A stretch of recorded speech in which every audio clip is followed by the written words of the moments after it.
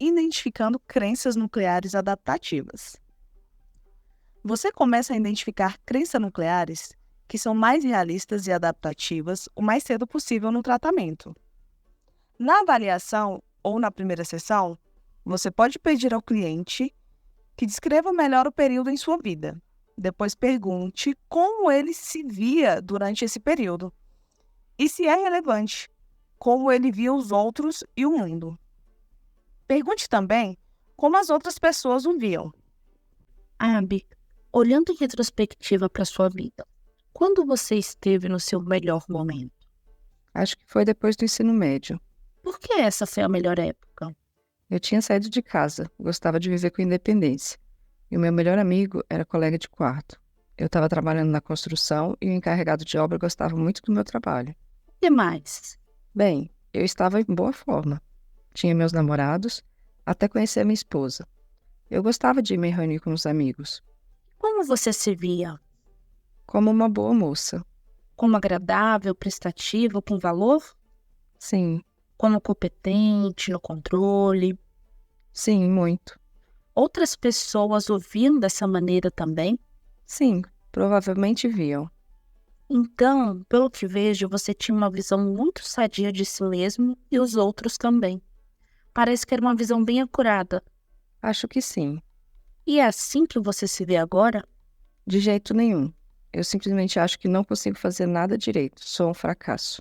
Parte do que iremos trabalhar na terapia é descobrir se essa ideia de que você é um fracasso, se ela é acurada ou se na verdade é uma ideia depressiva. Talvez você seja uma pessoa competente que atualmente está deprimida. Em uma sessão futura, você pode perguntar ao cliente sobre sua visão de si mesmo, antes de ficar deprimido. A lista de qualidades positivas na página 47 pode ajudar. É importante atribuir a deterioração do funcionamento à sua condição, e não às suas características inatas.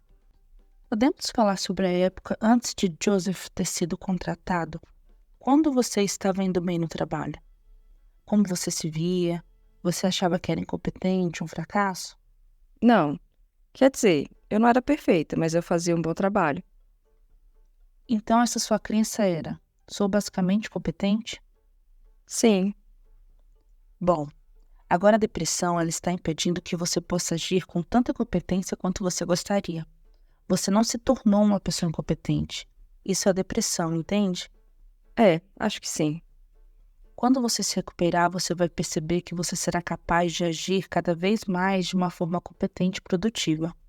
Temos aqui algumas dicas clínicas. Quando o cliente não consegue expressar suas crenças adaptativas prévias, você mentalmente elabora uma crença nova, mais realista e funcional, e o guia em direção a ela. Essa crença deve ser equilibrada. Por exemplo, antiga crença nuclear.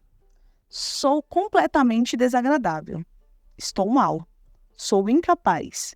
Não sou normal. Nova crença nuclear. Em geral, sou uma pessoa agradável. Estou bem. Tenho controle sobre muitas coisas. Sou normal, com pontos fortes e pontos fracos. Reconhecendo crenças intermediárias não adaptativas. Identificar crenças intermediárias mal adaptativas envolve observar padrões de pensamento negativo que influenciam nossas emoções e comportamentos. Isso pode ser feito através da reflexão sobre pensamentos automáticos negativos, examinando como eles afetam as nossas reações emocionais e comportamentais em diferentes situações. Também é útil prestar atenção aos padrões recorrentes de autocrítica ou autossabotagem.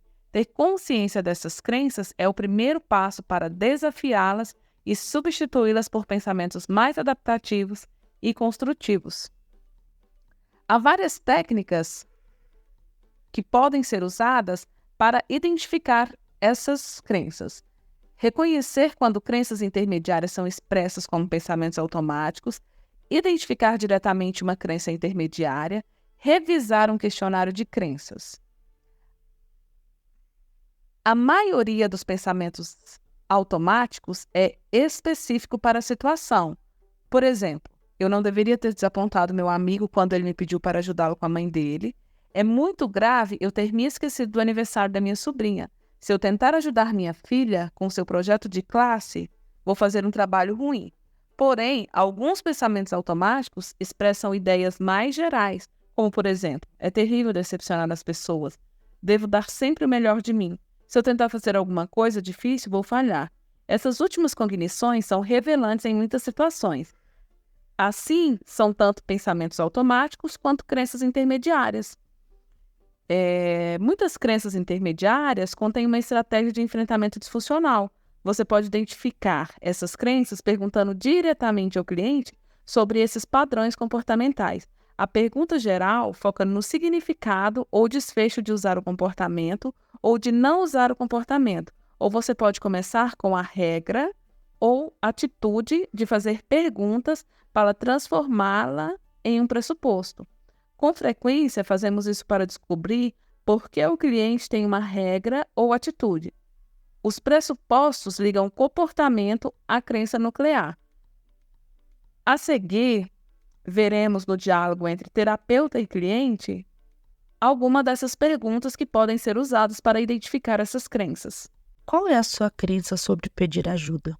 Olha, pedir ajuda é um sinal de fraqueza, de incompetência. O que de pior poderia acontecer se você não tentar mostrar o melhor de si? As pessoas vão achar que eu sou desinteressante. Elas não vão querer ficar por perto. Isso significaria para você que não teve um alto desempenho? Isso mostra que eu sou inferior às outras pessoas. O que há de mal em experimentar emoções negativas? Se isso acontecer, eu vou perder o controle. Quais são as vantagens de não se destacar na multidão? As pessoas não vão me notar. Elas não vão ver que eu não me encaixo. Como você preencheria esta lacuna? Se eu tentar fazer planos com outra pessoa, então... Eles vão me recusar. Eu não tenho nada para oferecer. A avaliação dos pressupostos condicionais por meio do questionamento ou de outros métodos frequentemente cria maior dissonância cognitiva do que a avaliação da regra ou atitude. É mais fácil para a AB reconhecer a distorção e a disfuncionalidade do pressuposto. Se eu agradar as outras pessoas, elas não vão me magoar, do que a regra relacionada. Devo agradar os outros o tempo todo, ou a atitude. Não é bom desagradar os outros. Decidindo modificar uma crença disfuncional. Depois de identificada a crença intermediária ou nuclear, você precisa descobrir se vale a pena dedicar algum tempo a ela. Você, em geral, trabalha em crenças associadas a um problema que o cliente colocou na pauta, ou com algum obstáculo para atingir um objetivo. Aqui são algumas perguntas que você pode fazer a si mesmo. Qual é a crença? Com essa pergunta, você pode começar identificando claramente qual é a crença que está sendo considerada. Ou ela provoca sofrimento emocional importante ou comportamento mal adaptativo significativo? Nessa pergunta, você pode avaliar se essa crença está causando um impacto emocional significativo no cliente ou se ele está levando a comportamentos disfuncionais que prejudicam na sua vida ou objetivos. Outra questão que pode ser levantada é: o cliente acredita nela fortemente e plenamente? Aqui você pode considerar realmente o que o cliente acredita nessa crença, de forma intensa e integral. Isso pode identificar o quão arraigada ela está na perspectiva do cliente. E, por fim, você pode questionar: ela interfere de maneira significativa na realização dos seus objetivos e aspirações ou no engajamento em ação de valor? Analise se essa crença está atuando, então, como um obstáculo importante para o cliente alcançar seus objetivos desejados ou para se envolver em ações que seriam valorizadas ou benéficas. Para finalizar, quando um cliente ele endossa fortemente mais de uma crença negativa sobre um problema ou um obstáculo, é comum focar naquela que está associada ao maior grau de emoção negativa ou comportamento disfuncional. Isso significa direcionar a atenção para a crença que parece ser mais central ou mais impactante no contexto específico do cliente. Esse processo de avaliação ajuda a priorizar e focar nas crenças que podem ter o maior potencial de influenciar positivamente o progresso terapêutico ou o desenvolvimento pessoal do cliente, decidindo quando modificar uma crença disfuncional. No começo do tratamento, você trabalha em pensamentos automáticos, cujo tema é indicativo de uma crença nuclear disfuncional. Você começa a trabalhar diretamente na modificação da crença nuclear negativa o mais cedo possível no tratamento. Depois que o cliente muda suas crenças ou diminui a intensidade delas, ele é capaz de interpretar suas experiências de maneira mais objetiva e funcional. Ele começa a encarar as situações mais realisticamente, sente-se melhor e age de forma mais adaptativa.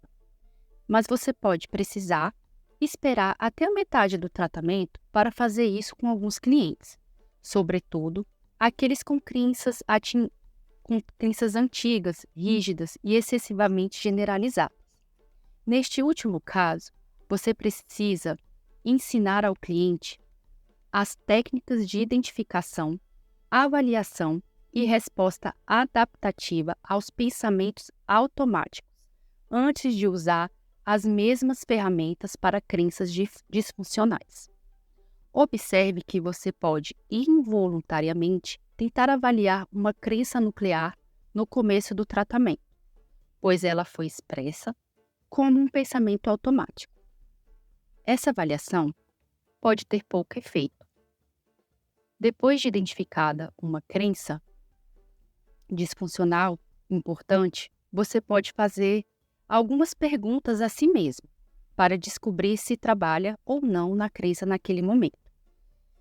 Algumas perguntas podem ser: o cliente acredita que cognições são ideais e não necessariamente verdades, e que avaliar e responder a esses tipos de ideias o ajuda a sentir melhor e ou agir de maneira mais funcional? Ou o cliente será capaz de lidar com o estresse que provavelmente sentirá quando a crença nuclear for exposta? O cliente será capaz de avaliar a crença com ao menos alguma objetividade? A relação terapêutica é forte o suficiente? O cliente confia em mim e me percebe como alguém que compreende quem ele realmente é? Tenho credibilidade com o cliente? Hoje teremos tempo suficiente na sessão para fazer pelo menos um pouco de progresso na avaliação da crença? Bem, resumindo, a modificação de crenças disfuncionais requer uma consideração cuidadosa do estado emocional e da prontidão do cliente, além da qualidade da relação terapêutica. É fundamental que o cliente esteja aberto a questionar suas próprias crenças e que o terapeuta tenha a capacidade e o tempo necessários para facilitar este processo de avaliação e mudança.